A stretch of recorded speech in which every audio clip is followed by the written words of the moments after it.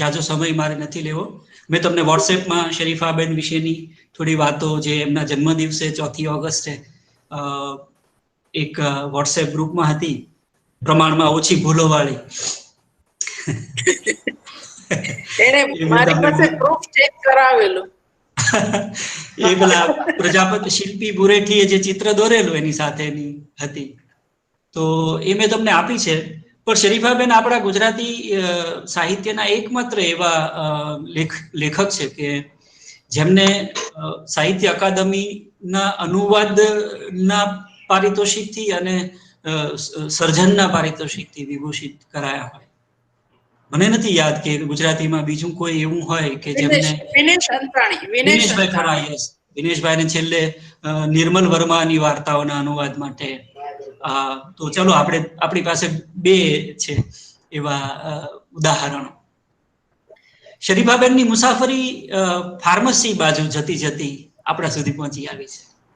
એટલે જાના થા જાપાન પહોંચ ગઈ ચીન એમ કરીને એમણે એમની આપવીતીમાં ક્યાંક વાત કરી છે. પણ આપણને રસ પડે કે કેવી રીતે એક ડિસિપ્લિનમાંથી બીજી ડિસિપ્લિનમાં આપણે જઈએ અને કેવા કેવા વળાંકો આપણી કારકિર્દી સાથે આવતા હોય. કથન કેન્દ્ર વિશેનો એમનો અભ્યાસ છે, કથા સાહિત્ય વિશેનો એમનો અભ્યાસ છે. બહુ બધી કથાઓના પરિશીલન સાથે એમની કારકિર્દી જોડાયેલી છે.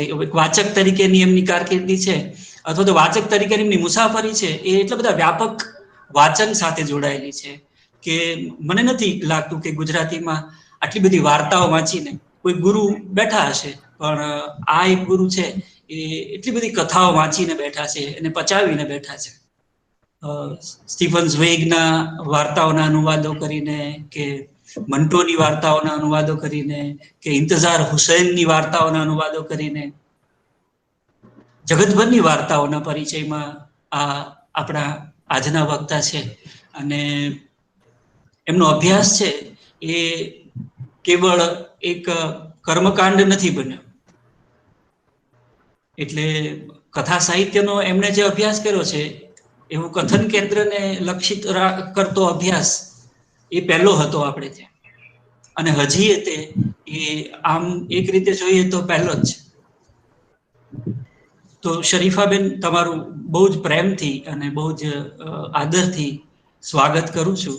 અને તમે આ મિત્રો સાથે આજે તમારી મુસાફરી વિશે અને એ મુસાફરીના વળાંકો અને એમાં આવતા બધા રસપ્રદ તબક્કાઓ વિશે તમે વાત કરો. અને આ કોર્સ વર્કનું પ્રારંભ તમારા વક્તવ્યથી થઈ રહ્યો છે, એનો અમને બધાને ખૂબ જ આનંદ છે. અને એ આનંદના ભાવ સાથે હું તમને નિમંત્રણ આપું છું અને તમને વિનંતી કરું છું કે તમે તમારી વાત કરો. આપણે 40-45 મિનિટના સમય દરમિયાન શરીફાબેન જે વાત કરશે એમાં પાછળથી 10 મિનિટનો સમય એવો રાખીશું કે આપણને કઈ બેનની સાથે પ્રશ્નોત્તર કરવાનું મન થાય તો આપણે એમાં જોડાશું. તો શરીફાબેન, આપને વિનંતી. પ્રિય મહેન્દ્રભાઈ, વિપુલભાઈ અને વિદ્યાર્થી મિત્રો, આવી રીતે ભણાવવું એ મારા માટે તો બહુ નવી વસ્તુ છે. કાલે મને મહેન્દ્રભાઈ શીખવાડ્યું ને આજે હું ભણાવી રહી છું એવું છે. કારણ કે અમે તો વિડીયો મૂકી દઈએ છીએ અને છોકરાઓ ભણે છે એવું છે. લાઈવ ભણાવ્યું નથી. એટલે ધારો કે ટેકનિકલી કઈ લોચા પડે તો મને જરા વચ્ચે કહેજો. હું સંશોધનની યાત્રાની મારે વાત કરવી છે. તો પહેલા 2 વસ્તુ સ્પષ્ટ કરવી છે કે તમારા જમાનામાં જે સંશોધન છે એના કરતા અમારો જમાનો ઘણો જુદો હતો. તમે બધા કોર્સ વર્ક કરો છો, સંશોધન એટલે શું, મેથોડોલોજી એટલે શું, આવી બધી વિગતોમાં તમારે જવું પડે છે. પછી તમારે પરીક્ષા આપવી પડે છે. અમારા જમાનામાં એવું કશું નહોતું. આટા મારતા મારતા કયા માસ્તર આપણને ફાવશે અને કયા માસ્તરને આપણે ફાવીશું, આ 2 જ ક્રાઇટેરિયા હતા. કોઈ એન્ટ્રન્સ નહોતી, કોઈ કોર્સ વર્ક નહોતું, કશું જ નહોતું. અને સંશોધન થતા હતા અને આજ કરતા ઘણા વધારે થતા હતા. છતાંય કોર્સ વર્કે આપણને બહુ સુધાર્યા હોય એવું હું માનતી નથી. સુધારવા જોઈએ પણ પરિણામ એવું આવતું નથી. એના કારણોમાં જેટલા તમે એટલા અમે બેઉ સરખા જવાબદાર છીએ, એમાં કઈ વાંધો નથી. એટલે જે યાત્રા હતી, મેં કહું છે મારી જિંદગીમાં ફાર્મસીથી ગુજરાતીમાં આવવાનો અકસ્માત થયો, એવો જ પીએચડી નો પણ એક અકસ્માત જ હતો. પીએચડી કરવું છે એવું બહુ વિચાર્યું નહોતું, કારણ કે MA 90 જૂનમાં જયારે પરિણામ આવ્યું ત્યારે હજુ ફાર્મસીની નોકરી ચાલતી જ હતી, એટલે ક્યાં જવું એ હજુ નક્કી નહોતું. નેટ 89 માં આપી દીધેલી, પરિણામ આવી ગયેલું, જ્યારે પણ કાગળ આવ્યો નહોતો ત્યાં સુધી કશું. એટલે જૂનની 30મીએ જયારે પરિણામ આવી ગયું ત્યારે મારા માથા પર એક તલવાર તોળાયેલી કે હોસ્ટેલ ખાલી કરો, હવે તમારી પાસે હોસ્ટેલમાં રહેવા માટે કોઈ કારણ નથી. નોકરી ચાલુ હતી, વડોદરામાં હોસ્ટેલ ન હોય તો નોકરી જતી રહે. એટલે હું શિરીષ પંચાલ પાસે ગઈ અને મેં એમને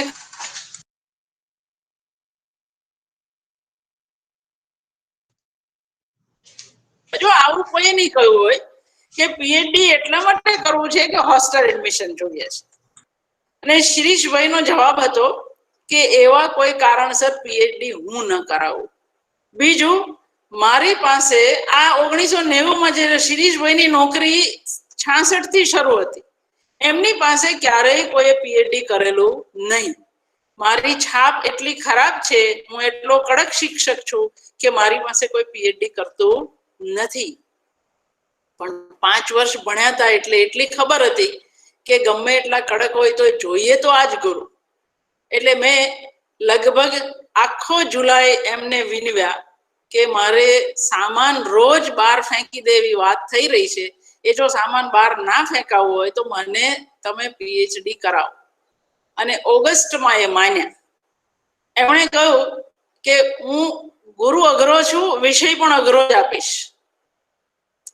મારી પાસે નતમસ્તકે તૈયારી દેખાડવા સિવાયનો કોઈ વિકલ્પ હતો જ નહીં. એટલે મેં કહ્યું કે તમે જેટલું કહેશો એટલું વાંચવા માટે હું તૈયાર છું, પણ આપણે શરૂ કરીએ. એટલે મિત્રો, એક વસ્તુ હતી, જેમ સર્જનાત્મકતામાં કહ્યું કથે તે શાનો કવિ, એ જે વાત હતી, એક વખત જે કહેવાય ગયું છે તે બીજી વાર કે એને કવિ ના કહેવાય. હું સંશોધનમાં પણ એ માનું છું કે જે કામ પર અનેક લોકોએ કામ કર્યું છે એનું એ ચારવા ફરી ફરી એનું એ જ. આપણે ત્યાં એક સર્જક પર વર્ષા અડાલજા લે કે ધીરુબેન પટેલની નવલકથાઓ, કેટલા લોકો હિમાંશી જેલતની વાર્તાઓ, જો આપણે અત્યારે ગણીએ તો કદાચ 100-150 લોકોએ આ 3-4 પીએચડી કર્યા હશે, એમફિલ કર્યા હશે.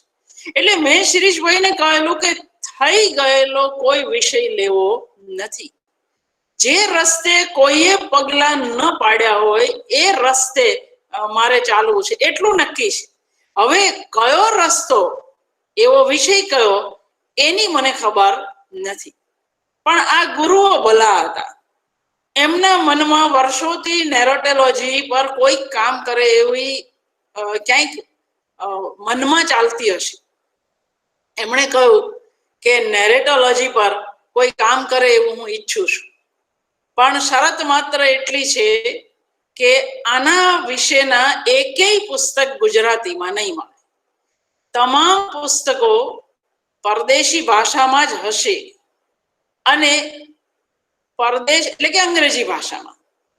અંગ્રેજી ભાષામાંથી થિયરી, સિદ્ધાંત વાંચતા વાંચતા ગુજરાતી ઉદાહરણો પર તારે એને એપ્લાય કરતા જવા પડશે. તૈયારી છે? મેં હસતા હસતા કહેલું. આ બધું કરતા કરતા 16 ઓગસ્ટ આવી ગયેલી. એમણે વિષય ગંભીર ભાવે આપ્યો અને મેં હસતા હસતા કહ્યું કે ગુરુ, આ ક્ષણે તો નેરેટોલોજીનો અર્થ કથન કળા શાસ્ત્ર થાય એટલી જ ખબર છે, એનાથી આગળ કશી ખબર નથી, પણ વાંચવાની પૂરી તૈયારી છે. એટલે શિરીષભાઈએ હા પાડી. 17 ઓગસ્ટે 12-12:30 વાગે રજીસ્ટ્રેશન થયું એટલે કે હોસ્ટેલ એડમિશન 1 વાગે પાક્કું થઈ ગયું. અને મિત્રો ચમત્કારો એવા, એટલે કે આને ચમત્કાર ના કહેવાય, મજાક કહેવાય, મશ્કરી કહેવાય. 17 ઓગસ્ટે જયારે હું હોસ્ટેલ પાછી ગઈ ત્યારે JRF નો કાગળ રજીસ્ટર પોસ્ટમાં આવીને પડ્યો હતો. એટલે ધારો કે વહેલો આવ્યો હોત તો કદાચ મેં PhD રજીસ્ટર ના કરાવ્યું હોત, એવું પણ બને. એટલે આ અકસ્માતો જિંદગીમાં હંમેશા જોડાયેલા હોય. આપણે સંશોધન કરતા કરતા જ્યારે આવા અકસ્માતો જિંદગીમાં થાય છે ત્યારે ગભરાઈને છોડી દઈએ છીએ, તો એ પણ એક એનો ભાગ છે. હું હમણાં વાત કરતા કરતા આગળ એક બીજો અકસ્માત કહીશ કે જેણે મારી નહીં, શિરીષભાઈની પણ કસોટી કરી હતી પાક્કી. હવે રજીસ્ટ્રેશન થયા પછીના દિવસે શિરીષભાઈની 4 શરતો હતી મારી સાથે, જે હું દરેક વિદ્યાર્થી સાથે આજે કરતી હોઉં છું, જે કોઈ સંશોધન કરવા માટે આવે એની સાથે. એમણે કહેલું કે નક્કી કર કે કથન કળા શાસ્ત્રની વાત તારે વાર્તામાં કરવી છે કે નવલકથામાં, આ હું તારા પર છોડીશ. પણ વાર્તામાં કરીશ તો ગુજરાતી પહેલી વાર્તા લખાઈ ત્યારથી લઈ, અને અમે વાત કરી રહ્યા હતા 1990 ઓગસ્ટમાં, એટલે એ દિવસ સુધીની બધી વાર્તા તારે વાંચવી પડશે. બધીનો અર્થ શ્રેષ્ઠ વાર્તાઓના સંપાદનો એવો આ ગુરુનો નહોતો. એમનો અર્થ હતો એકે એક વાર્તા. ધૂમકેતુએ 435 વાર્તા લખી હોય તો તે, પન્નાલાલે 373 લખી હોય તો તે, અને ભલે દ્વિરેફે 28 જ લખી હોય તો તે, પણ દરેક સર્જકની એકે એક વાર્તા તારે નોંધવી પડશે. એમણે બીજી એક શરત કહેલી કે આ બધી વાર્તાઓ વાંચીશ ત્યારે એવું બનશે કે 100 વાર્તામાં તને એક પણ ઉદાહરણ તારા અભ્યાસ માટેનું ન મળે એવું બને. પણ વાંચેલું કદી વિફળ જતું નથી ક્યારેય. આ વસ્તુ મને હંમેશા યાદ રહે કે ખરેખર એ સમયે વાંચેલી બધી વાર્તાઓ મારા PhD ના કામ આવી છે એવું હું નહીં કહું, પણ મને જિંદગીમાં હંમેશા કામ આવી છે, હંમેશા. અને બીજી એક શરત ગુરુએ જે કરેલી છે, મેથોડોલોજીનો એક ભાગ છે હકીકતે તો. એમણે કહેલું ક્યારેય ઓવર કોન્ફિડન્સમાં ના રહેવું, અતિ વિશ્વાસ જાત પર કદી ન કરવો કે મેં આજે ધૂમકેતુના 10 સંગ્રહ વાંચ્યા, આજે મેં પન્નાલાલના 10 સંગ્રહ વાંચ્યા, અને જો હું એવું માની લઈશ કે મને યાદ રહેશે તો એ મારી ભૂલ છે. એના માટે નોટબુકો તૈયાર હોવી જોઈએ. સંગ્રહ શરૂ કરો એ સાથે એ સંગ્રહનું નામ, એ સંગ્રહની આવૃત્તિ, એ સંગ્રહની પ્રસ્તાવના કોણે લખી હતી તે, અને પહેલા પાના પર આ સંગ્રહમાં કુલ કેટલી વાર્તા છે એના અનુક્રમણિકા આખી નોંધવાની. અને પછી વાર્તા વાંચતા જાઓ અને દરેક વાર્તા તમને કેવી લાગી, એને વિશે કોણે શું કહ્યું છે એની હમણાં ચિંતા ના કરો, પણ તમારી પહેલી પ્રતિક્રિયા આ વાર્તા વિશે શું હતી એ તમારે નોંધતા જાઓ. 1990 થી શરૂ થયેલી આ યાત્રામાં આજે હું 28મી નોટ સુધી પહોંચી છું. પછી એ ટેવ કાયમ રહી 200 પાનાની નોટ લેવાની, અને જે દિવસે શરૂ કરો એ દિવસે લખી દેવાનું કે 5મી મે 1992 શરૂ કરી. 200 પાના પૂરા થાય એટલે ફરી પછી બીજી નોટ. પણ એકે એક સર્જકનો એકે એક સંગ્રહ, એની એકે એક વાર્તા વિશેની નોંધ આજે મારી પાસે તૈયાર હોય. એટલે ધારો કે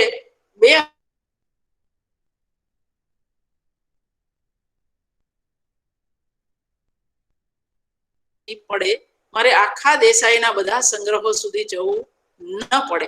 આ ફાયદો.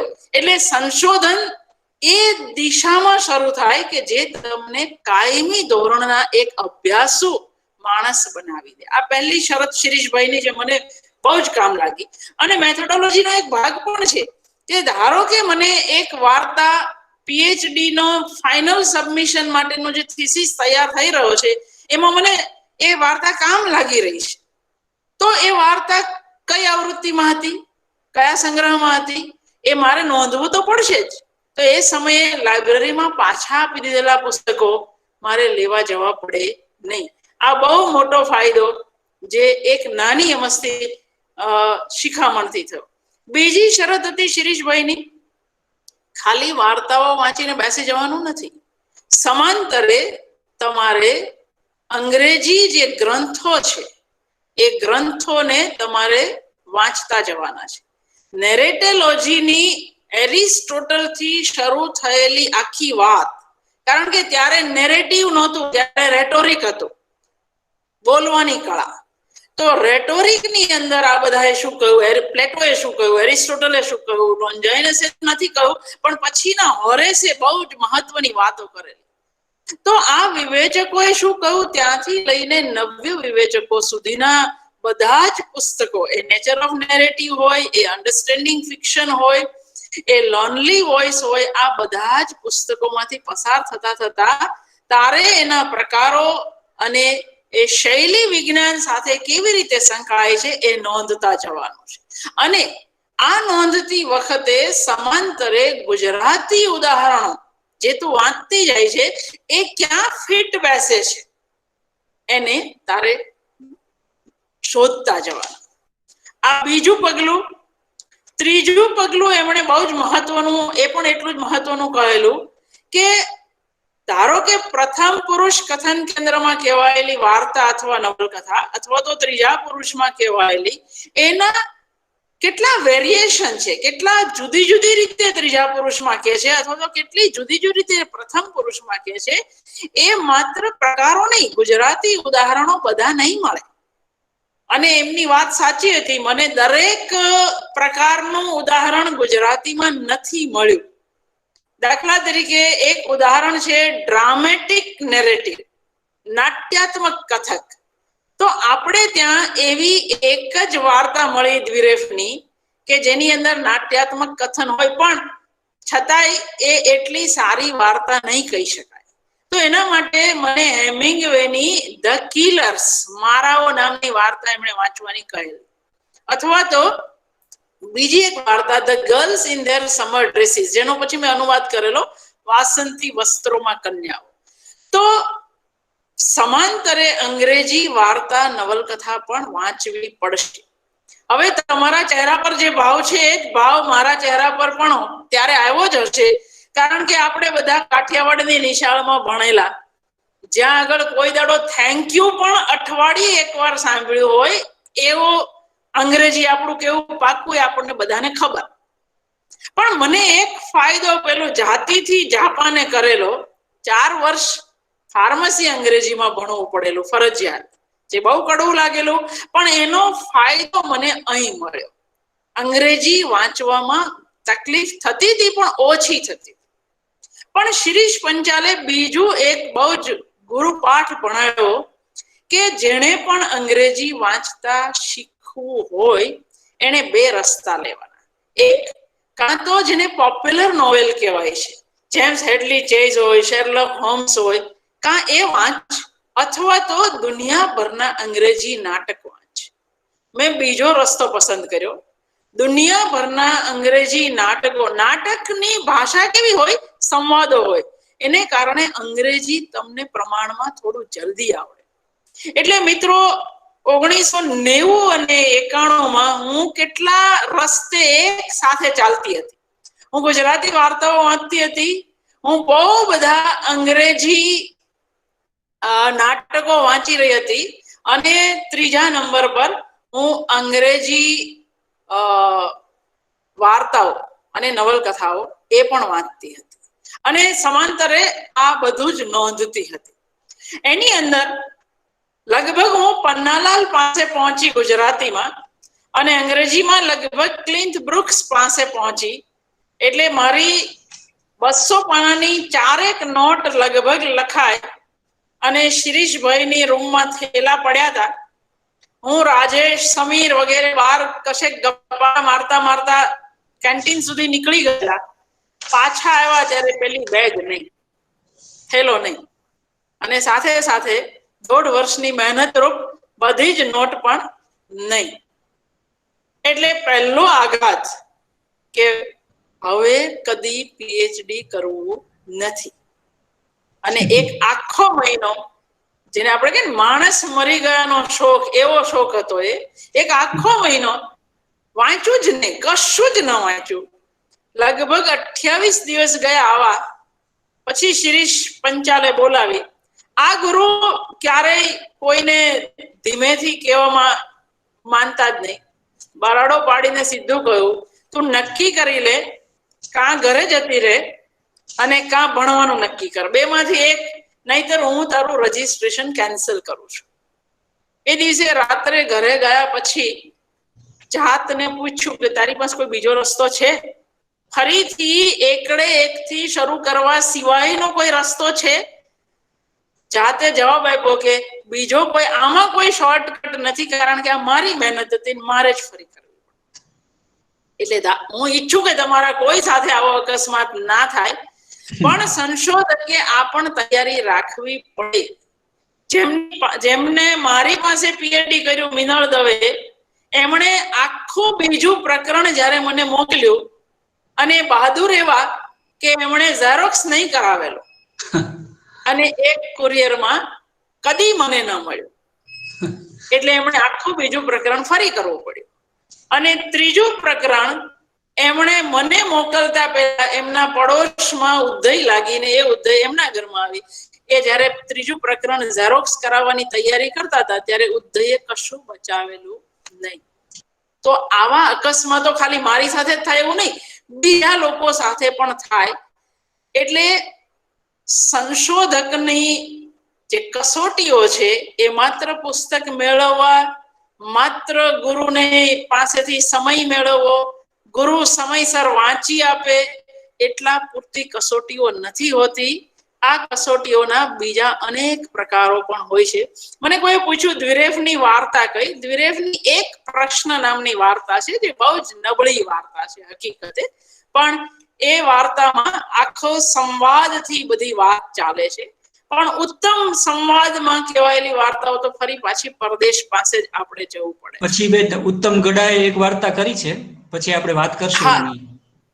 એને એક સંવાદના ફોર્મમાં એક વાર્તા ચુકાય. હા હા હા, એ વાંચી, પણ મેં પીએચડી કર્યું ત્યારે નહોતી. હા, ત્યારે કોઈ વાર્તા નહોતી. ઉત્તમ એ પછીથી એ લખેલી વાર્તા છે. હવે એક બીજી મહત્વની વાત, આ જે ગુરુ હતા આ સમયગાળાના, એ રમણ સોની હોય, એ નીતિન મહેતા હોય, એ સિતાંશુભાઈ હોય કે શિરીષ પંચાલ, આ બધા એવા કડક ગુરુઓ હતા કે કોઈ સંદર્ભ જો સેકન્ડરી લઈને જઈએ, સેકન્ડરી સોર્સ એટલે શું એ પણ તમે મેથોડોલોજીમાં ભણશો પીએચડી ની અંદર. અને અમારા જમાનામાં ગૂગલ દેવતાનું અવતરણ થયું નહોતું હજુ, એટલે કશું ઓનલાઈન જોઈ લીધું, અથવા તો તમે બધા જે પેલા બધા પીએચડી ના થીસીસ સીધા જોઈ લો છો, એવી કોઈ સગવડ હતી નહીં. પણ એ સારું હતું. જેટલી ઓછી સગવડ એટલો વધારે સંઘર્ષ અને એટલા વધારે તમે પાક્કા થાવ. એ બહુ સાચું. જેટલી સરળતા મળે ને એટલું કામ છે એ ઓછું ને ઓછું, જેમાં વિત્ત ઓછું થતું જાય. એટલે એકવાર એક વાક્ય મેં લીધું જયંત કોઠારીની ચોપડીમાંથી, ગુજરાતી ટૂંકી વાર્તા અને ગુજરાતી ટૂંકી વાર્તા. કોઠારી સાહેબે એનો પહેલો લેખ ધ લોનલી વોઇસ નામના પુસ્તકમાંથી લાંબો અનુવાદનો લેખ છે. એમનો બહુ જ સરસ અનુવાદ છે. એટલે મેં એવું માન્યું કે કોઈ આટલો સરસ અનુવાદ કર્યો હોય તો આપણને એમાંથી સીધું ઉઠાવવામાં શું વાંધો છે. એટલે મેં એમાંથી 3 કોટેશન જે મારે જોતા હતા એ લીધા, કે ટૂંકી વાર્તા એ એકાંત, એકલા માણસની વેદનાની ચીસ છે. એટલે શિરીષભાઈ તરત જ ઉભા થયા. એમણે લોનલી વોઇસ નામનું પુસ્તક કાઢ્યું અને મૂક્યું કે મને પ્રાઇમરી સોર્સ, પહેલો સંદર્ભ જ જોઈએ, મને સેકન્ડરી સોર્સ. અને આજ પછી યાદ રાખજે કે કોઈ દિવસ સેકન્ડરી સોર્સ વાપરવાનો નહીં. તો આપણી મેથોડોલોજીનો આ એક બહુ મહત્વનો નિયમ છે કે ધારો કે તમે ક્યાંકથી સંદર્ભ લીધો તો શક્ય હોય ત્યાર સુધી તમે એના પ્રાઇમરી સોર્સ સુધી પહોંચો. આજે તો અમારા વિદ્યાર્થી તો એટલા બધા સ્માર્ટ થઈ ગયા છે કે એ જયંત કોઠારીએ લોનલી વોઇસ નું જે પાનું લખ્યું હોય ને એ જ લખી આવે પાછા, જાણે કે લોનલી વોઇસ વાંચ્યું હોય એમ. હકીકતે એને ન વાંચ્યું એને, પણ જયંત કોઠારીએ પાના નંબર આ લખ્યું તો એ પણ મારા બેટા એ જ પાનું લખે. એટલે આ ચીટિંગ છે. આ હકીકતે ચીટિંગ છે એક પ્રકારનું. આપણે જાતને તો છેતરીએ જ છીએ, ગુરુને પણ છેતરીએ છીએ. યાદ રાખવું, આપણા ગુરુએ બધું જ વાંચ્યું હોય એવી અપેક્ષા કદી ના રાખવી. હું મારા નેરેટોલોજીમાં એવું કહી શકું કે શિરીષભાઈ કરતા મેં એક સમયે વધારે વાંચેલું, એવું બને. એ પણ એવું કે આ જે વાંચ્યું તે નીતિને તને જે પુસ્તક મોકલ્યું છે છેલ્લું, એ તું લઈ આવજે, કારણ કે મેં એ વાંચ્યું નથી. ગુરુ પછી વાંચે, વિદ્યાર્થી પહેલા વાંચે એવું બને. એટલે મહેરબાની કરી અને કોઈ દિવસ સેકન્ડરી સોર્સ પર અટકવું નહીં. સેકન્ડરી સોર્સ વાપરવા ચોક્કસ, પણ ત્યાં અટકી ન જાઓ. એની માટે પોતે કોશિશ કર. હજુ એક અનુભવ કહું. એક વિધાન હતું એક નવલકથા માટે. સુરેશ જોશી એવું લખેલું કે કેચર ઇન ધ રાય નામની નવલકથાનો જે નાયક છે, જે 15-16 વર્ષનો છોકરો છે, એ છોકરો જે કથક તરીકે ન હોત તો કદાચ આ કૃતિ આટલી અપીલિંગ ન હોત. આવું કંઈક, મને અત્યારે એક્ઝેક્ટ વાક્ય સુરેશ જોશીનું યાદ નથી, પણ નવલકથા વાંચવાની મારી કોઈ તૈયારી નહોતી. એટલે મેં શિરીષભાઈને કહ્યું કે મને તમે નવલકથા વાંચી છે, એક જ વાક્યનો સવાલ છે, મને ખાલી એટલું કહી દો કે સુરેશ જોશી સાચા છે કે નથી. તમે નવલકથા વાંચી છે એટલે તમે કહી શકો. એટલે તરત જ એમની ટેવ પ્રમાણે ઉભા થયા, અંદરના ઓરડામાં ગયા, કેચર ઇન ધ રાય કાઢી ને મારી સામે ફેંકી કે જાતે વાંચો, જાતે નક્કી કરો સુરેશ જોશી સાચા છે કે ખોટા, એ તારે કહેવાનું છે. અને 200 પાનાની નવલકથા વાંચ્યા પછી મેં કહ્યું કે સુરેશ જોશી ખોટા છે, પણ એ કહેવા માટે પેલા 200 પાના અંગ્રેજીમાં જે ત્યારે પરસેવો પાડાતા હતા એ વાંચવા પડ્યા. એટલે આ પ્રકારના ગુરુઓ જો ન મળ્યા હોત તો આટલું અંગ્રેજીમાં ન વાંચ્યું હોત કદાચ. અને આવી ટેવ જે પડી, એક વાર્તા નોંધતી જવાની, એક નવલકથા. ત્રીજું લેસન આ ગુરુએ આપેલું, જ્યારે કથન કળા શાસ્ત્ર સ્પષ્ટ થઈ ગયું મારા મનમાં, એક આખો હિસ્ટોરિકલ એનો જે રસ્તો હતો એ નક્કી થઈ ગયો, એના પ્રકારો અને પેટા પ્રકારો નક્કી થઈ ગયા, આ બધું લખાઈ ગયું. પછી એમણે એક લેસન આપ્યું કે વાર્તા અને નવલકથાઓને લઈને એક બીજું કામ.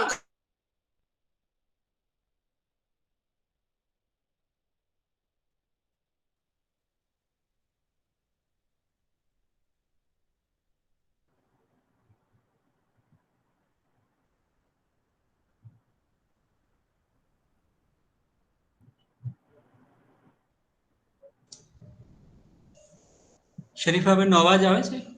ના, કપાઈ ગયો છે. અવાજ કપાઈ ગયો છે. હમણાં આવશે. ત્યાંથી નેટનો પ્રોબ્લેમ છે.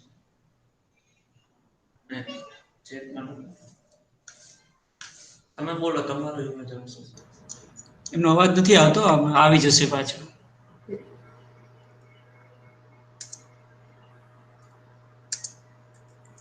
જનકભાઈ નમસ્કાર.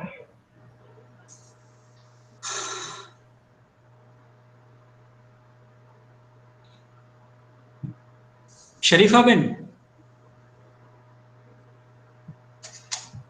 આવશે પાછો, આવી જશે.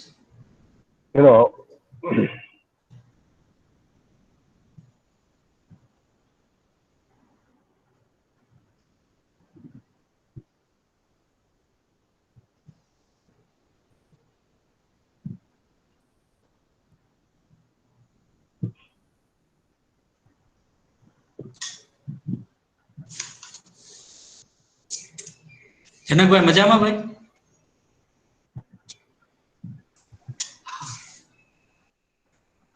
હા બેનનો વોઇસ. હા શરીફાબેન, માઇક બંધ છે બેન. તમારો સાઉન્ડ મ્યુટ છે, તમારો સાઉન્ડ મ્યુટ છે. હા યસ યસ. Okay okay. આવ્યો અવાજ આવી ગયો. આવી ગયો. લેપટોપ બંધ હોય ફોનથી જ કરવું પડશે. Okay okay.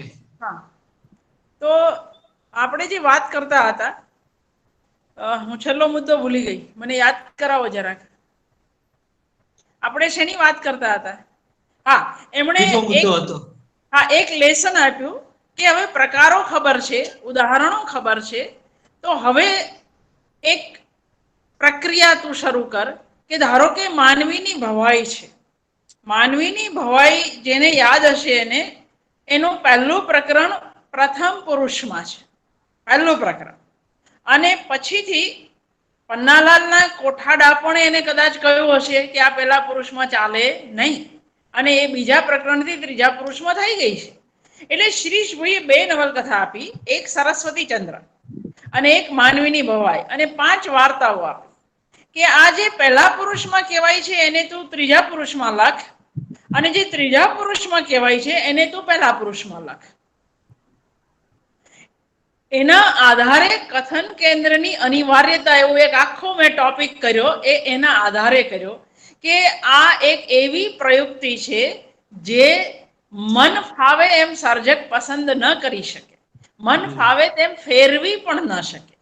એ નક્કી હોય એની જે વાર્તાની અથવા નવલકથાની જે સામગ્રી છે, એ સામગ્રી એના સર્જક પાસે નિર્ણય લેવડાવતી હોય કે આ પહેલા પુરુષમાં કહેવાશે કે આ ત્રીજા પુરુષમાં કહેવાશે. આમાં સ્વેર વિહાર ચાલતો નથી. આ જે આખો પાઠ ભણાવવા માટે એમણે આવ્યો લેસન આપેલું કે ધાર કે સરસ્વતી ચંદ્ર પ્રથમ પુરુષમાં લખાય છે અને એનો કથક સરસ્વતી ચંદ્ર છે, એટલે એમણે મને જમાલ વાળો પ્રસંગ લેસનમાં આપેલો કે સરસ્વતી ચંદ્ર કથક છે અને જમાલ વાળો પ્રસંગ બની રહ્યો છે. હવે તું કે એ કેવી રીતે શક્ય બને? તો સીધી વસ્તુ છે કે જમાલ જો અલખ સુંદરીના ઓરડામાં આવા મલિન આશયથી પ્રવેશતો હોય અને સરસ્વતી ચંદ્ર કથક હોય તો એનો દ્રષ્ટા એ જોવા વાળો હોય, અને એ જોવા વાળો હોય તો એ આ પ્રસંગને બનવા જ ના દે. એ સીધી વસ્તુ. એ જ રીતે ધારો કે પન્નાલાલ પટેલે પહેલું પ્રકરણ જે રીતે લખ્યું એ જ રીતે આખી નવલકથા ચાલી હોત તો રાજુને કાળું મનના મોરલા કેવી રીતે ઉડાડત, અથવા તો નાનિયાને એક ઠેડ દઈને થપાટ પડે એ સમયે દૂર ઉભેલો કાળો જે રાજી થયો એ કેવી રીતે શક્ય બનત? એટલે સામગ્રી, પન્નાલાલ પટેલ ક્યાંય નેરેટોલોજી ભણવા નહોતા ગયા, એમને ખબર પણ નહોતી કે કાળુ દ્વારા કેવડાવવાથી આટલી આટલી સમસ્યાઓ આવી શકે, પણ આ નિર્ણય આપોઆપ લેવાયો, એમણે પણ લીધો. આપણે એવું માનીએ કે ગોવર્ધનરામની અંદર પણ કથન કળા શાસ્ત્ર જે રીતે ખીલેલું દેખાય, આપણી પહેલી સારી નવલકથા હોવા છતાંય એવું તમને પન્નાલાલમાં નહીં જોવા મળે, પણ છતાંય આટલી સભાનતા તો હતી જ. એક ઓર લેસન એમણે મને આપેલું કે પરદેશમાં, એટલે નેચર ઓફ નેરેટિવ લેશો કે અન્ડરસ્ટેન્ડિંગ ફિક્શન લેશો ક્લિન્ટ બ્રુક્સનું, કે પછી રેટોરિક ઓફ ફિક્શન લેશો વેઇન બુથનું, આ બધા જ ગ્રંથના જે વિવેચકો છે એ હોમર લઈને વાત કરશે. એમના જે ઉદાહરણો હશે એ કાં તો સોફોક્લિસ માંથી હશે, કાં યુરિપિડિસ માંથી હશે, કાં ઇલિયડ અને ઓડિસી માંથી હશે. એમણે મને કહેલું તારે દરેક ઉદાહરણ મહાભારતમાંથી શોધવા પડશે, રામાયણમાંથી શોધવા પડશે, અથવા ગુજરાતી વાર્તા નવલકથામાંથી શોધવા પડશે. આપણે હોમરને એણે કહ્યું કે દાખલા તરીકે ઇડિપસ ધ કિંગમાં આવું છે, એણે કહ્યું કે ઇલિયડમાં આવું છે, તારાથી એવું કહેવાય નહીં. તો આ જે પાઠ હતો કે માત્ર સૈદ્ધાંતિક ચર્ચા જ આપણે પરદેશથી લાવવાની છે અને બાકીનું બધું જ ગુજરાતી સાહિત્યમાંથી ઉઠાવવાનું છે, આ વાત એ એટલી સટીક હતી અને સાચી હતી, જેના કારણે પેલી જે નોંધાયેલી વાર્તાઓમાંથી રોજ ફરી ફરી પસાર થવાનું, રોજ અને રોજ ઉદાહરણો શોધવાના કે કયો ડ્રામેટિક નેરેટર છે, કયો કેરેક્ટર પોઈન્ટ ઓફ વ્યૂ છે, કયો સાક્ષી કથક છે. સાક્ષી કથક પણ પાછા 2 પ્રકારના હોય. એક આપણી ધૂમકેતુની વાર્તા સ્ત્રી હૃદય, જેનો વાણિયો ખાલી હાજર હોય, એનો વાર્તાનું પાત્ર ન હોય, અથવા તો સ્ટીફન ઝ્વાઇગની વાર્તા ભૂરાયો, એમાં માત્ર વાર્તા સાંભળવા માટે હાજર હોય, એ વાર્તાનું પાત્ર ન હોય. અને એવી વાર્તા કે જેની અંદર જે સાક્ષી કથક છે એ વાર્તાનું પાત્ર પણ હોય. હવે આ કસોટી હતી. ગુજરાતી વાર્તા નવલકથામાં એવા ઉદાહરણો આસાનીથી મળતા નહોતા. આજે હું વિદ્યાર્થીઓને જ્યારે નેરેટોલોજીનું પેપર ભણાવું ત્યારે એક નવલકથા ફરજિયાત બનાવું, અને એ છે એમિલી બ્રોન્ટીની the Wuthering Heights. The Wuthering Heights એવી નવલકથા છે જેની કામવાળી નેલ્લી ડીન આપણને વાર્તા છે, અને એ વાર્તા કહેનાર બધા જ પાત્રો સાથે સીધી સંકળાયેલી છે. જો આપણે નેરેટોલોજી થોડુંક જાણતા હોય તો આપણને એટલી ખબર છે કે જે કથક છે એ બધું જાણતો કાં તો હોય અને કાં તો ન પણ હોય. એ શા માટે એવું એની વિગતે વાત અત્યારે નથી કરતી, પણ કથક જો હાજર ન હોય એવી કોઈ વાત કહી શકતો નથી. એ જો થર્ડ પર્સનમાં કહેશે, ત્રીજા પુરુષમાં, તો એ બારણા બાર પણ જોઈ શકશે, એ બીજી ત્રીજી વાત પણ કરી શકશે. પણ જો એ પોતે કહેતો હશે તો એને જેટલું જોયું, એને જેટલું સાંભળ્યું, એને જેટલું અનુભવ્યું એટલું જ કહી શકે, ને એનાથી વધારે કશું ના કહી શકે. એટલા માટે ત્યાં આગળ ટેકનિકની જરૂર પડે. આપણે કહીએ ને રચના પ્રયુક્તિઓની જરૂર પડે. કાં તો એ ડાયરી લખે, કાં તો એ કોઈકની વાત સાંભળી જાય, કોઈક ને કોઈક પ્રયુક્તિ એના સર્જકે શોધવી પડે.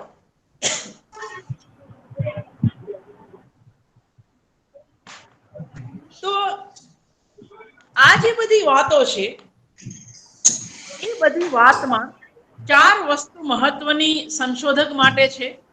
એક, આપણે જે કંઈ વાંચીએ તે બધું જ નોંધતા જઈએ, એની આવૃત્તિ સાથે, એના પ્રકાશક સાથે, એના પાના પર સાથે. મેં કોઈ વિધાન લખ્યું તો કયા પાના પર હતું એ મારે નોંધી લેવું પડે. નહીતર શું થાય, 2006 જેવું વર્ષ સુરતના ઇતિહાસમાં જ્યાં આખા શહેરની લાઇબ્રેરીઓ ધોવાઈ ગઈ, તો એ પુસ્તકો હવે છે જ નહીં જે ત્યારે વાંચેલા, પણ તમારી નોટમાં એ બચ્યા કોઈક રીતે. બીજી એક વસ્તુ, સેકન્ડરી સોર્સ બને ત્યાં સુધી ન વાપરો. ત્રીજી મહત્વની વસ્તુ, દુનિયાભરમાં જેટલા એન્સાઇક્લોપીડિયા અથવા તો આપણે જેને વિશ્વકોશ કહીએ છીએ, હૃદકોશ કહીએ છીએ, એ મેં પીએચડી કર્યું ત્યારે ગુજરાતી વિશ્વકોશનું અસ્તિત્વ હજુ હતું નહીં. અમારા માટે એકમાત્ર એન્સાઇક્લોપીડિયા બ્રિટાનિકા જ હતું. તો એ કેવી રીતે જોવાય? હું મારા બહુ બધા વિદ્યાર્થીને એન્સાઇક્લોપીડિયા બ્રિટાનિકા જોતા શીખવાડું છું, કારણ કે મને શિરીષ પંચાલે જોતા શીખવાડેલું. એટલે આ પણ ગુરુ અને વિદ્યાર્થી બેવના પેલામાં આવે કે આ પણ જરાક કરતા જવાનું. જુદી જુદી ડિક્શનરીઓ કેવી રીતે વાપરવી, કેટલા પ્રકારના એન્સાઇક્લોપીડિયા છે આપણી પાસે, એ પણ વાપરતા જવા. અને સાથે સાથે આ સૈદ્ધાંતિક ચર્ચાઓ, એની સામે જે ઉદાહરણો લીધા એ ઉદાહરણો જો મારી ભાષામાં ન હોય તો હું ભારતીય ભાષામાંથી લાવું, ભારતીય ભાષાઓમાં ન હોય તો હું પરદેશી પણ મારે લાવવા તો પડે. મહાભારત રામાયણમાંથી પણ પસાર થવું એ સમયે પડેલું.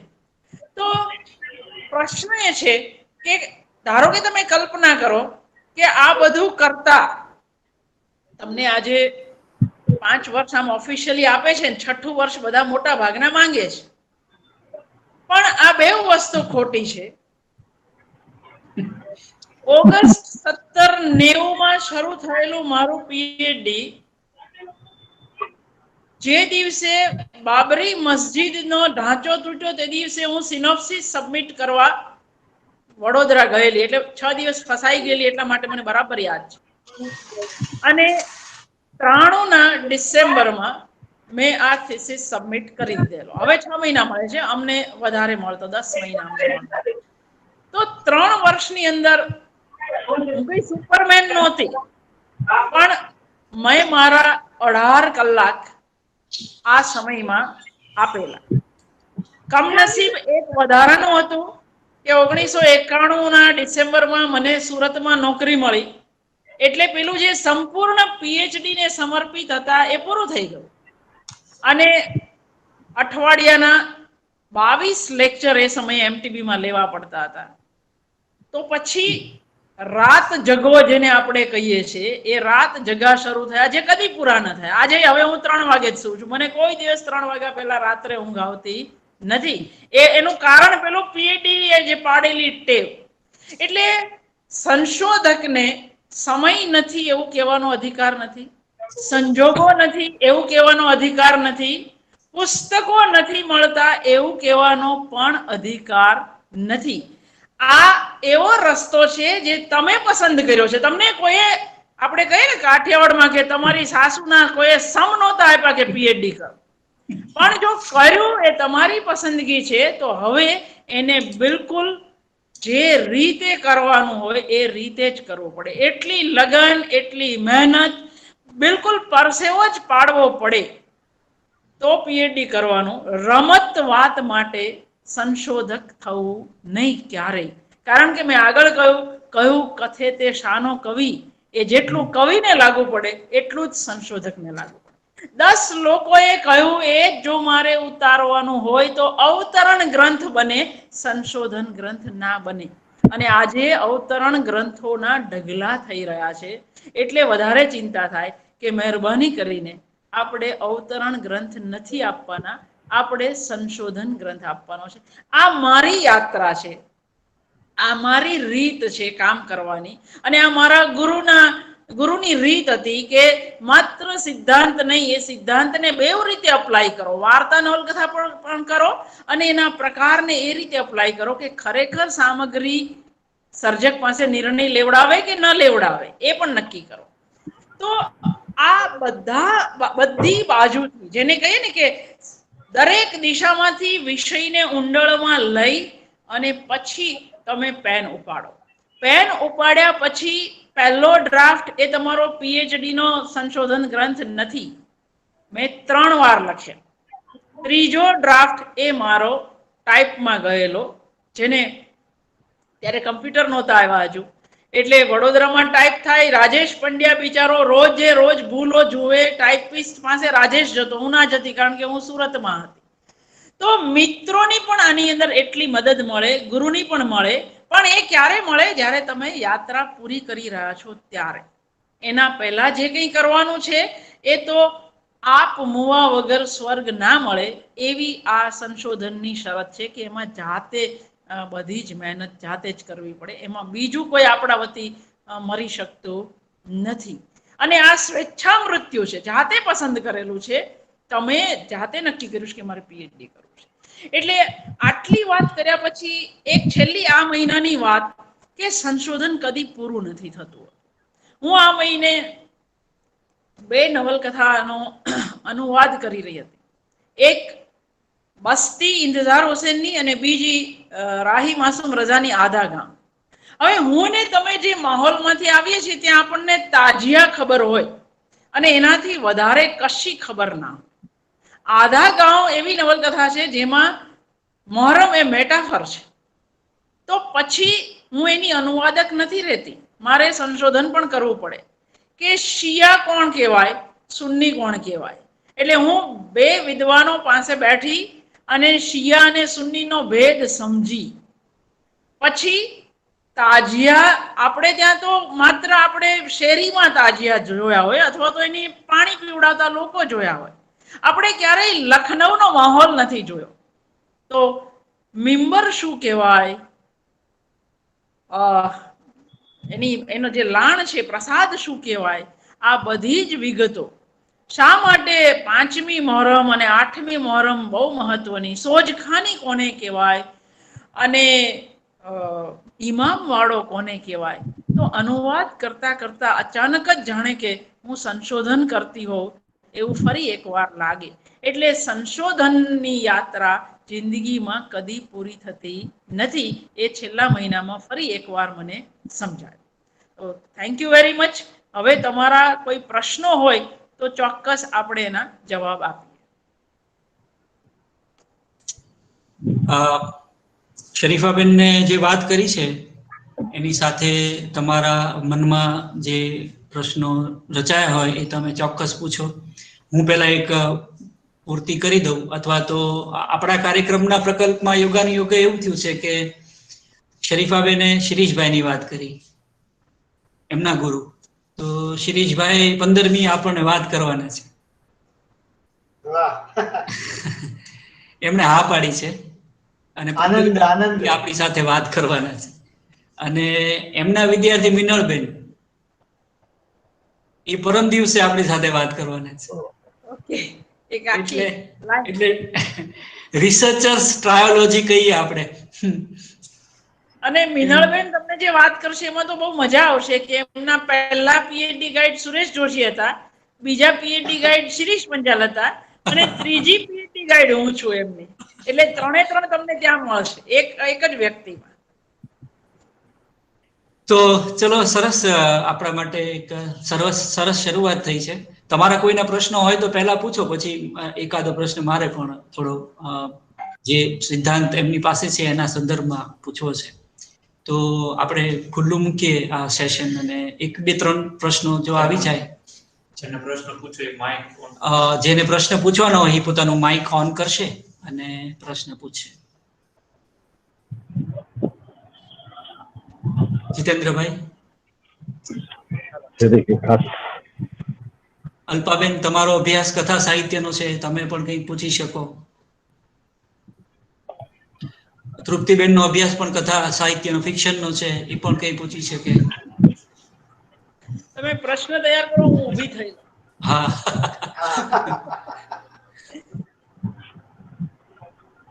ખડે પગે રાખો.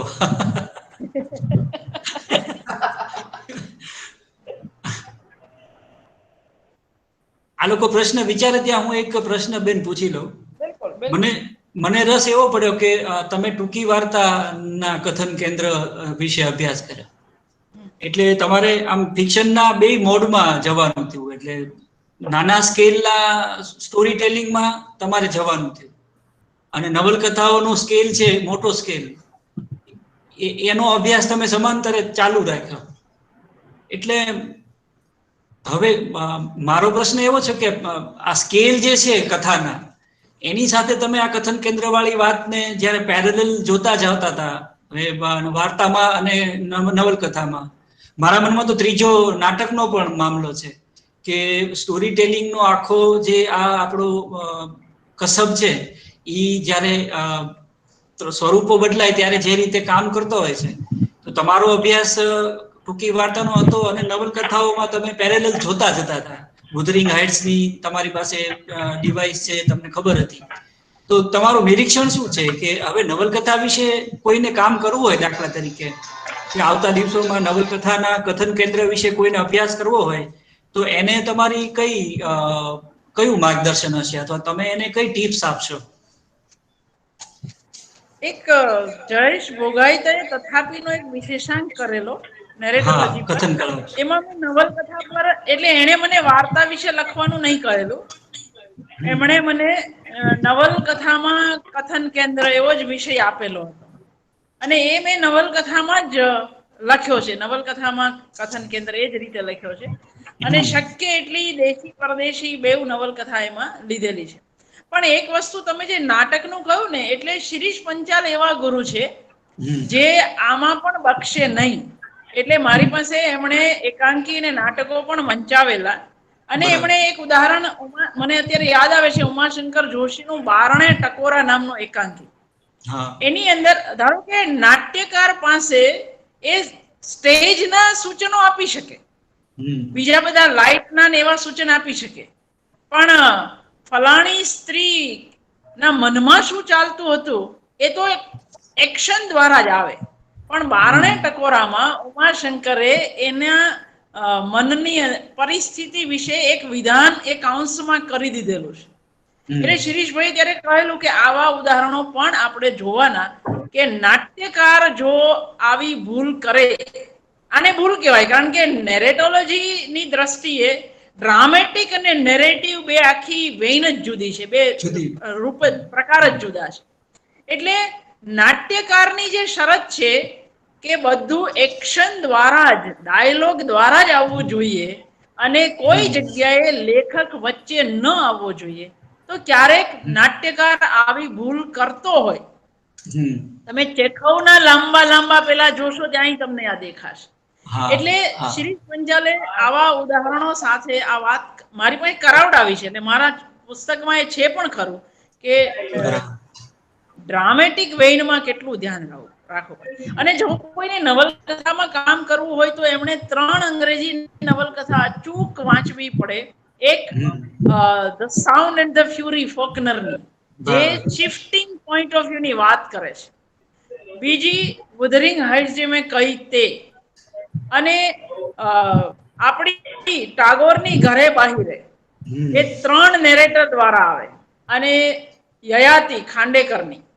બરાબર. તો આ પ્રકારના જે પ્રયોગો થયા છે એ પ્રયોગોમાંથી નવલકથાનો અભ્યાસ કરનારે પસાર થવું પડે. ખરું.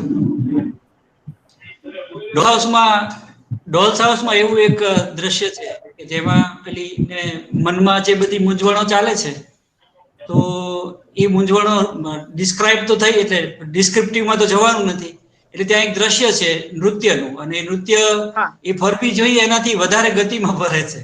એ ગતિ એની મનની મૂંઝવણ પ્રગટ કરે છે. નોરાના મનમાં જે તીવ્ર મથામણ ચાલી રહી છે એ મથામણ એ ડાન્સ દ્વારા વ્યક્ત થઈ. એટલે નાટ્યકારોએ પ્રયુક્તિ જ લાવવી પડે. એને આ કહેવાનો અધિકાર નથી હોતો. એને જે સ્વરૂપ પસંદ કર્યું, આપણે કહું ને જેમ સામગ્રી નક્કી કરાવડે, એમ સ્વરૂપ પણ તમને અમુક બંધનો આપે કે તમે આ ન કરી શકો. બીજા કોઈના પ્રશ્નો મિત્રોમાંથી, તમારામાંથી?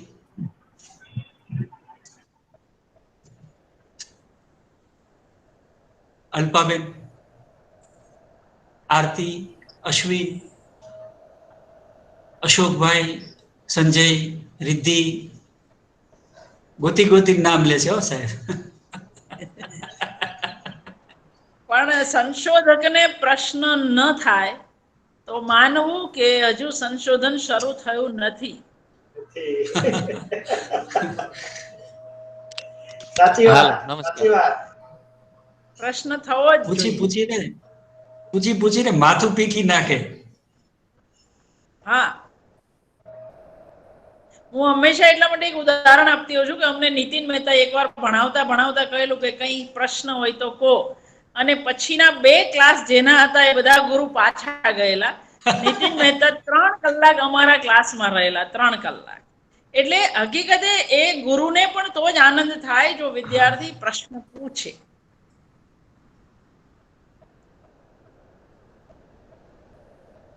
પણ હવે પ્રશ્નો પૂછાતા બંધ થઈ ગયા છે.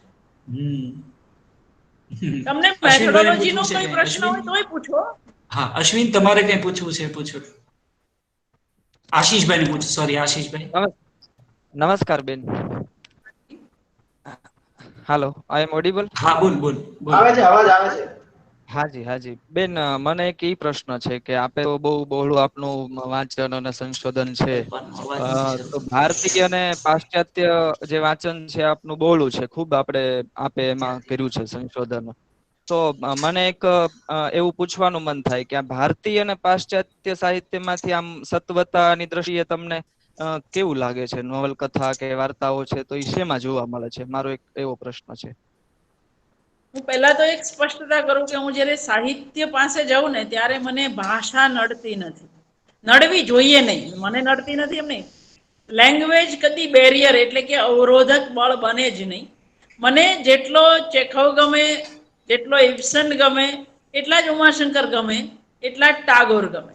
એટલે ક્યાં સત્વશીલ છે એવું નહીં કહી શકાય, પણ એવું કહી શકાય કે હું આજે જ્યારે ભારતીય વાર્તાની વાત કરવી હોય મારે, ત્યારે હું એવું કહું કે 24 ભાષામાં આજના દિવસે છેલ્લા 30 વર્ષથી ગુજરાતી ટૂંકી વાર્તા કદાચ ટોચ પર આખા ભારતમાં બેઠેલી.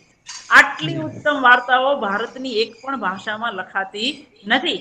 પણ ત્યારે જો હું વિદેશ સાથે સરખાવું તો પાછું એવું થાય કે પરદેશી સર્જકો જેટલા પ્રકારના વિષય વસ્તુ, જેટલા પ્રકારની ટેકનિકને એક્સપ્લોર કરે છે, એટલી હદે હજુ મારી ભાષાનો સર્જક નથી કરતો. એટલે આ કમ્પેરેટિવ થાય. દરેક સ્વરૂપમાં આવું કહી શકાય. નવલકથાઓ કદાચ ગુજરાતી નવલકથા કરતા મને બંગાળી, કન્નડ નવલકથાઓ વધારે સ્પર્શે. આપણને એવો પ્રશ્ન થાય કે જે સાંપ્રત પ્રશ્નો છે એને ગુજરાતી નવલકથા કેમ સ્પર્શતી નથી, જે ઉર્દુ નવલકથાકારો કરે છે, જે હિન્દી ભાષાના કરે છે, જે બંગાળી ભાષાના કરે છે. સુનિલ ગંગોપાધ્યાયની છેલ્લી 2 નવલકથાઓ વાંચો તો આખો આપણો ભારતનો ઇતિહાસ કઈ રીતે આપણી સામે આવે. અથવા તો ભાલચંદ્ર નેમાડેને વાંચીએ, મરાઠી સર, તો એ વસ્તુ મારો ગુજરાતી ભાષાનો નવલકથાકાર કેમ નથી લાવતો, એવી આપણે એવો પ્રશ્ન ચોક્કસ કરી શકીએ. પણ કોણ ઉતરતું ને કોણ ચડિયાતું એવું હું બહુ જતી નથી. મને જે ગમે, જે ભાષામાં હોય એ પછી મારો પ્રશ્ન નથી. મને કૃતિ સારી લાગે એટલે એ મારે વાંચવાની, આપણું ખાલી. અને એક બીજી વસ્તુ, વાંચ્યા પેલા એ ગમી કે નહીં ગમી નક્કી થતું નથી. એટલે એને પેલા તો વાંચવી પડે, પછી ગમી કે નહીં, પછી બીજી વાર વાંચો એવું થાય. એટલે હું એવું કહું કે ટાગોરની આ બહુ સારી એવું માની નહીં લેવાનું, પેલા વાંચવાની. બની શકે કે કોઈકને દેવદાસ બહુ ગમતી હોય, મને જરાય ના ગમતી હોય, એવું બની શકે. 8મા ધોરણમાં જે શરદબાબુ બહુ ગમતા હતા એ આજે નથી ગમતા, અને 8મા ધોરણમાં જે ટાગોરમાં કંટાળો આવતો હતો એ આજે બહુ ગમે છે.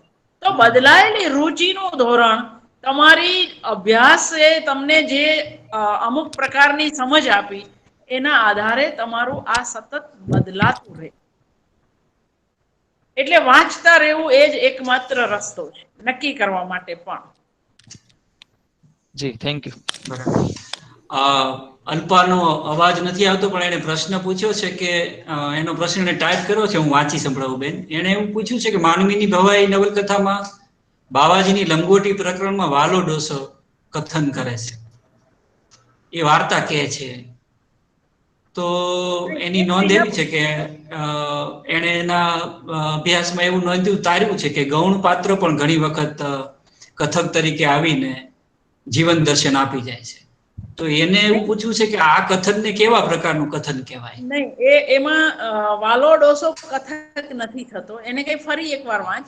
પહેલું પ્રકરણ અને પછીની આખી નવલકથા એ જુદા જ છે. પહેલા પ્રકરણમાં જ એમણે ગરબડ કરી છે ફર્સ્ટ પર્સનમાં, અને લોકમિલાપે તો એક જમાનામાં પહેલું પ્રકરણ બાદ કરીને પણ માનવીની ભવાઈ છાપેલી છે. એટલે એવું કરાય નહીં હકીકતે, પણ થયેલું છે એક જમાનામાં એવું.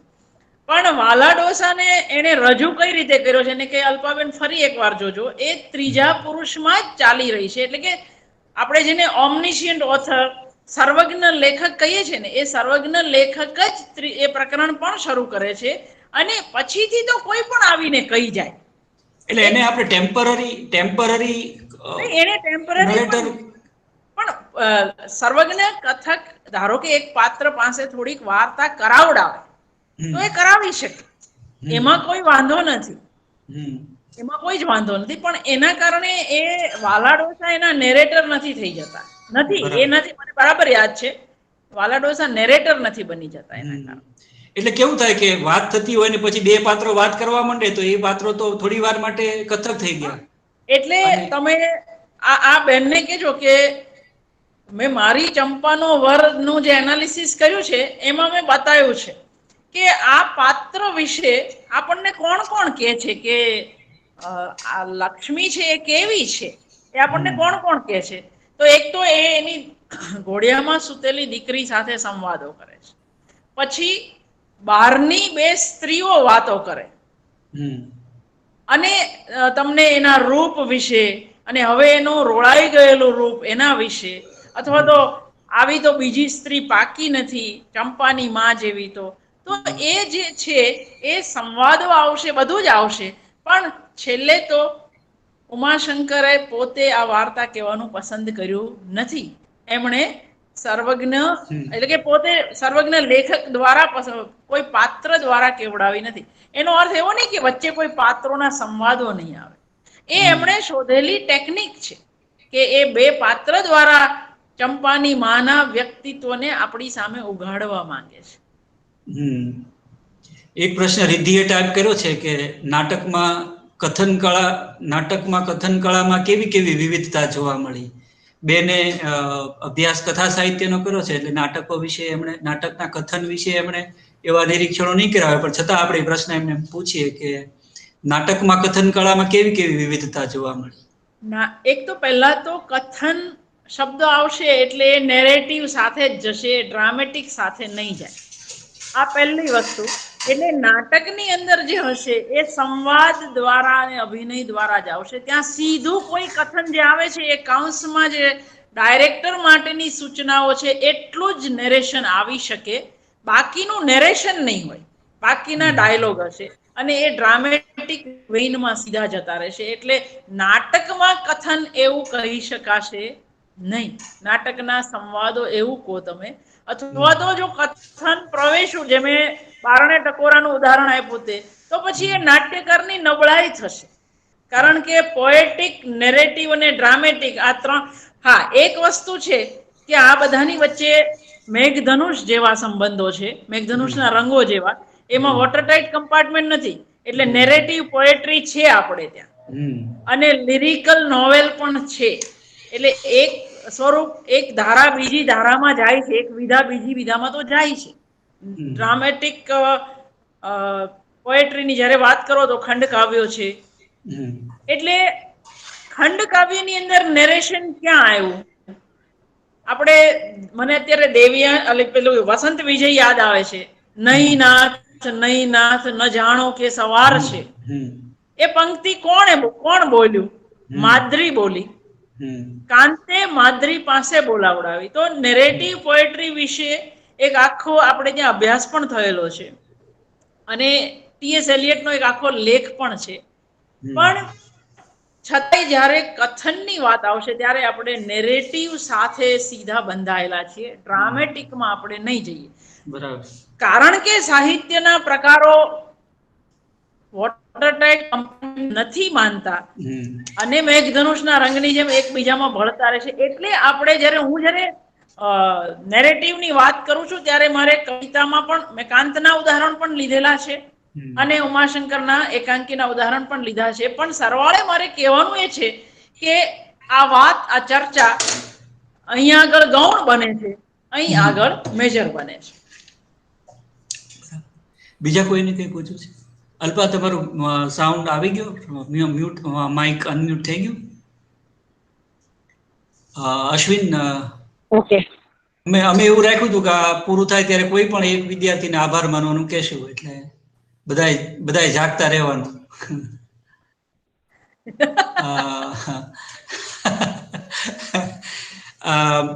બહુ જ મજા પડી શરીફાબેન. આ માધ્યમ ઉપર આપણે હજી આવા બીજા પ્રસંગો ન પડે તો આમ તો સારું, પણ પડે તો આપણને મજા પડે એવું છે. આવી રીતે વાતો કરવાનું આપણે વધારે શક્ય બનાવશું.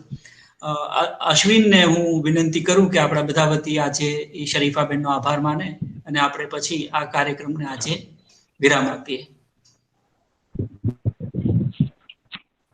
નમસ્તે. આજે આ સમગ્ર આપણા કાર્યક્રમનો પ્રથમ દિવસ, એમાં શરીફાબેને સંશોધન યાત્રાની સરસ વાત કરી. એટલે એમાંથી આપણે ઘણું સૌ સંશોધન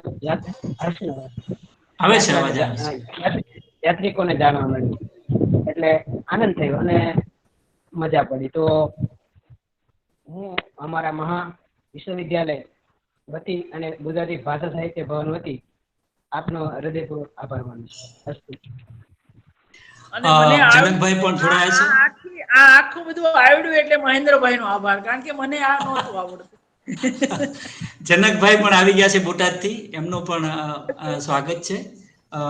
ચલો, થોડા દિવસ આપણને આવી રીતે રોજ આવી એક અવકાશી સફર કરવા મળશે અને એમાંથી આપણને ઘણા બધા આકાશ ખુલશે આપણા પણ, એમ આપણને ચોક્કસ કહેવાનું મન થાય. ધર્મિષ્ઠા, તારે કંઈક પૂછવું હતું? તને હજી તક છે. આપણે આભાર માની લીધો એટલે કઈ ભેરવી નથી ગાઈ લીધી. ધર્મિષ્ઠાને કંઈક પૂછવું હતું તારે બેન? કઈ પ્રશ્ન હોય તો શરીફાબેન છે. હા બોલ. હા પૂછું? હા બોલ. હા આવે છે.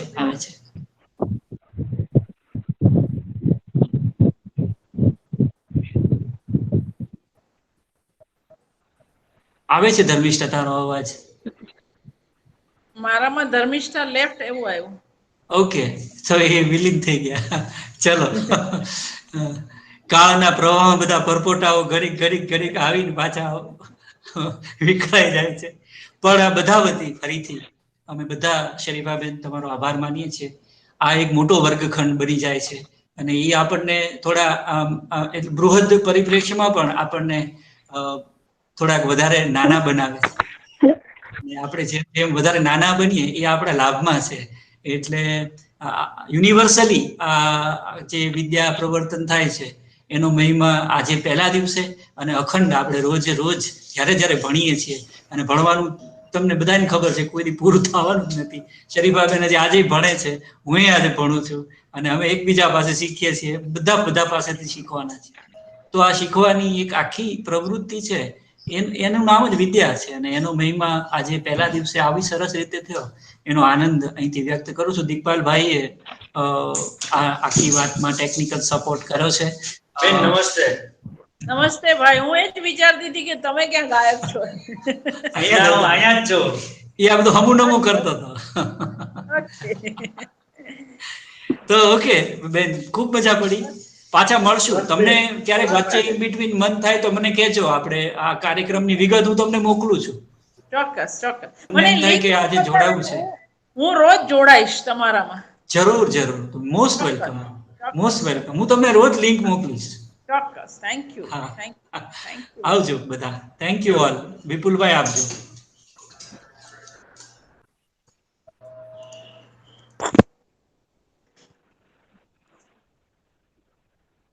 બોલ. હા, હવે હું તો બધા મેસેજ જોઈ લઉં છું.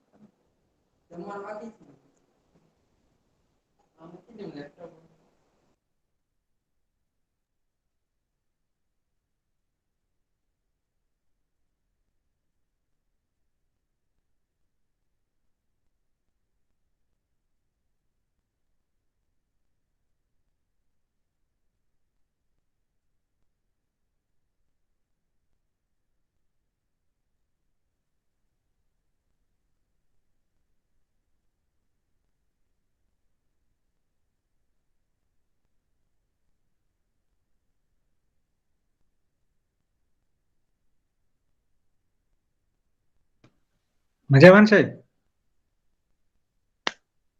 મજા. બોલો. બરાબર ને? હો, બરાબર. સરસ. શું બાકી બીજું કયો નવીન? બસ ક્લાસરૂમમાં બેઠા વાત કરતા કરી લેવાય ને અત્યારે તો. હે, ક્લાસરૂમ? હા, ક્લાસરૂમમાં કેમ આપણે બ્રેક પડે ને વાત કરી લઈએ થોડીક વાર. હા, એ રીતે વાત કરી લેવાય. હા, આપણે એમ મળીએ છીએ. હવે ક્યાં આપણે આ બધા ગુરુજનો તો જતા રહ્યા. હા, બરાબર છે. મુકેશભાઈ કેમ મૂંગા બેઠા છે? હે મુકેશભાઈ, અવાજ નથી આવતો એનો. મુકેશભાઈ પણ મ્યુટ થઈને બેઠા છે. મ્યુટ છે ચાલો ને. આપણે હવે રજા લઈએ. આપણે રજા લઈએ. ચાલો જમવા ભેગા થઈ જાય. બરાબર. એ ભલે. ચાલો ભાઈ.